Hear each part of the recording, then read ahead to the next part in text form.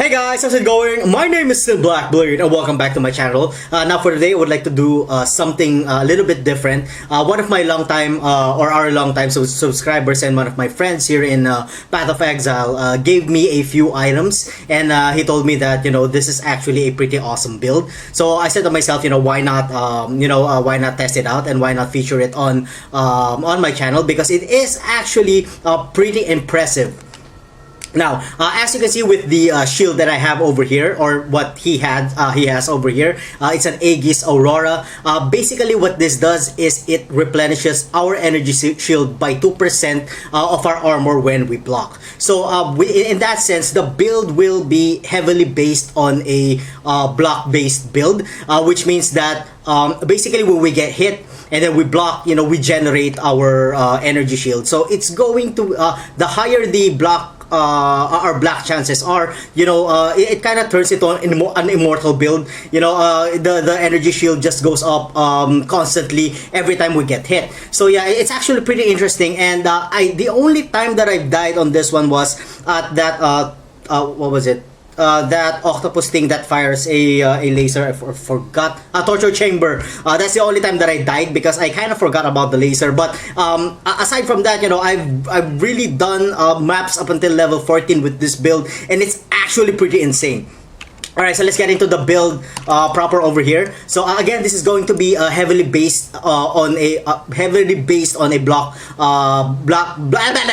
This is going to be heavily based on block chances. So we are going to be taking some block chance nodes over here. By the way, this is a Gladiator, taking the Painforged for some additional block chances over there, and then we get that 40% increased damage when we've taken no damage from hits recently, and then finally we get the Versatile Combatant over here, which our block chance is also applied to spells by 100% ratio, and then of course finally we will have the Violent Retaliation over here, basically increasing our physical damage when we have blocked recently, and then finally we get that increased movement speed for each hits that we have successfully blocked, and then we get that 80% increased physical damage if we've blocked from a hit from a unique monster or enemy recently. You will see a counter on the upper left corner of your screen every time this actually activates. Alright, so we did start by taking physical damage and life nodes over here, ending with going through all of the melee damage nodes, the Master of Arena, some life nodes over here, and the Art of the Gladiator. And then we've taken the Defiance. Again, I think the build is going to take as much of the shield-based nodes of the build on the skill tree. Passing through some melee damage with shield nodes over there. We did go down over here to take some Golem's Blood, the Testudo, the Testudo for the increased block recovery and the additional chance to block with shields, and the Retaliation.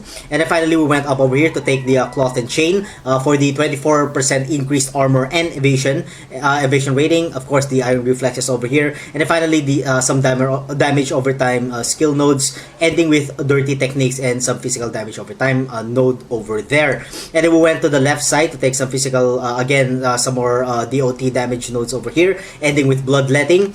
Because the primary skill of the build will be the UrtCake, that's going to be attached to rapid decay, melee physical damage, less duration, faster attacks, and increased area of effect. So yeah, it's going to be a damage over time, or a DOT sort of build.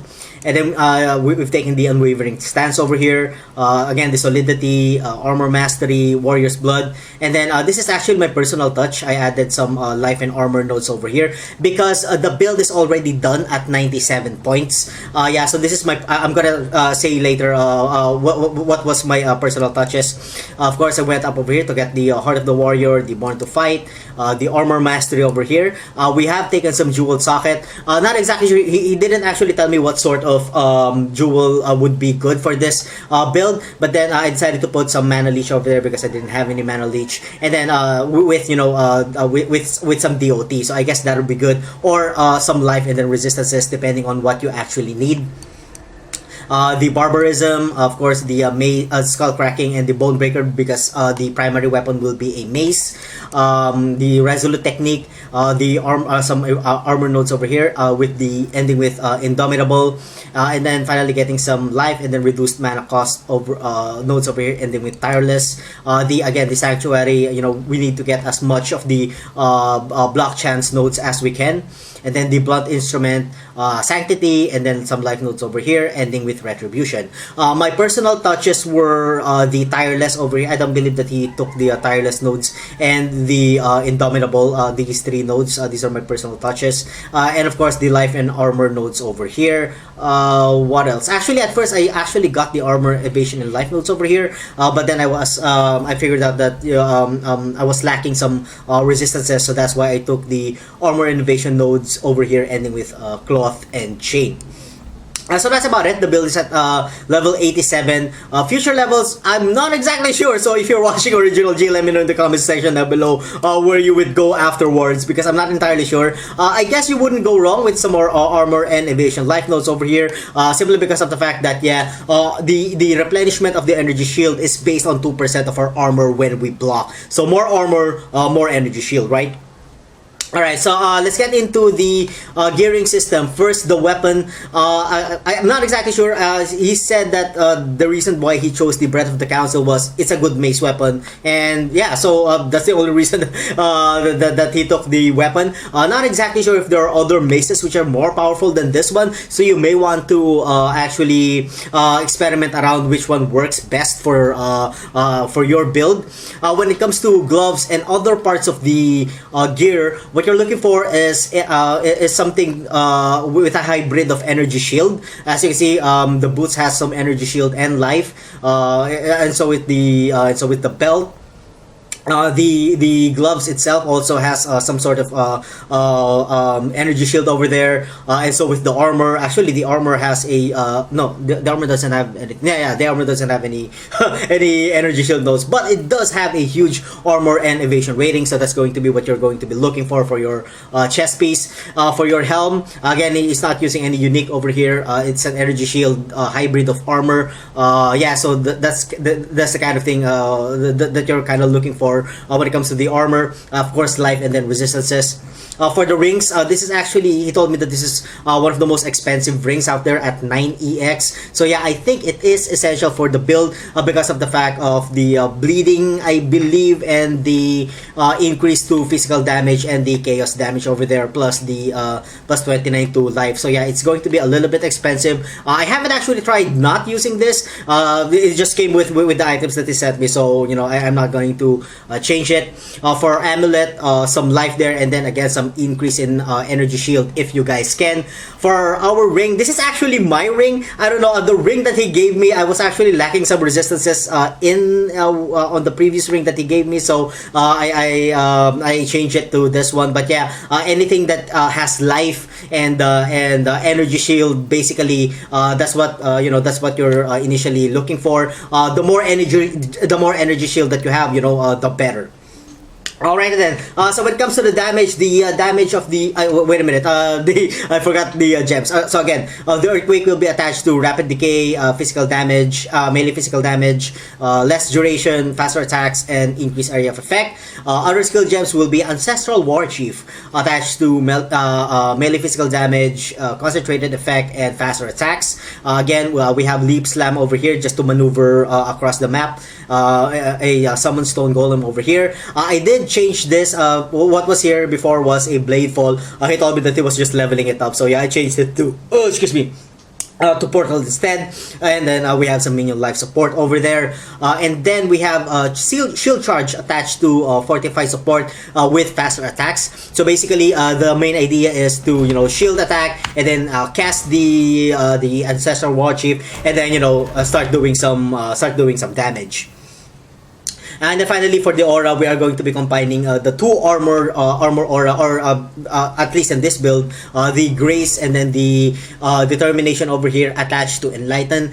If you don't have a maxed out enlighten, I'm pretty sure that you cannot cast this both. Either way, you know, just look which one really increases your armor more versus grace or determination. You know, just play around with them a little bit, and then probably get a an aura that increases your damage. You know, probably a Herald of Ash will be good, just because again the DOT from the physical attacks will benefit, or the Herald of Ash will, or our build will benefit from the Herald of Ash when it comes to increasing the overall physical damage for the bleed effect of the build. Did I say that correctly? Oh, whatever. All right. Offensively, the UrtCake is doing 7.8k with some chaos damage over there, with some with a 4% mana leech, which I got from the gem. Defensively, our armor is at 38k. This is the highest armor that I've ever achieved in this game, with an estimated physical damage reduction of 79%. All of the resistances are capped. Our chance to block attacks is at 61%, and our chance to block spells is also at 61%. Again, if you want, you know, you could get more jeweled sockets, and then probably increase or get some more gems, which has increase in block chances, which you can never go wrong with that one. Alright then, so the build that we're going to be doing is a map tier 11 bazaar map. It's a yellow map over there.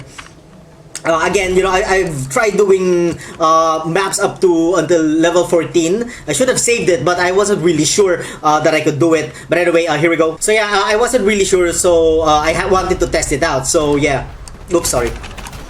So it turns out that yeah, it was actually working. It did actually work pretty well, and I like it. I like this build a lot. You know, I've been using this build, you know, so much, just for the fact of completing the maps, because I gotta admit, you know, the clear speed is actually really fast with this build. So as you can see, you know, with the sheet damage of that low, oops, I forgot the ancestral thing. Yeah, it does look low, but on the sheet damage, but it does actually do a really good job in terms of its, you know, damage over time effect, or the rapid decay. You know, I gotta implement that in some of my builds. I haven't actually been experimenting with rapid decay, and it's only with this build that I found out that yeah, it's actually pretty good. So yeah. Why can't I resummon the golem? Oh, what happened there? Oh my god, I'm lacking some mana? How did that happen? I'm pretty sure I was able to... Oh god. Well, whatever. Well, the golem's gonna die. Somehow, I don't know what happened, but I'm kind of lacking mana when it comes to the golem. Oh yeah, because I included the minion life. Oh god, I didn't notice that. Hold on for just 1 second. Yeah, I added the minion life gem over there because the golem kept on dying. It's not that he's important actually, but yeah, hold on. Let me just remove that. If I remove the minion life, yeah, I could summon him again. Originally, the minion life wasn't there. I just added it because I got pretty annoyed of the fact that the minion was constantly dying, and I don't really like that, you know. So yeah, the fact that the energy shield is actually regenerating at a pretty good rate is in fact, you know, really amazing. Hey, wait a minute, I didn't discuss the hold on. I think I forgot to discuss the helmet part of the build. The gems that are on the helmet. Hold on for just 1 second. Let me just kill this. Alright, there we go. Let's just get away for 1 second. And yeah, there is another set of skill gems over here, which is Tempest Shield, which is attached to CWDT, Curse on Hit, and then Vulnerability. So that's basically how the curse goes about with this build. It's pretty good, guys, and I'm not exactly sure how expensive the shield is. He didn't actually tell me if you know, it's going to be really expensive when doing this build. So yeah.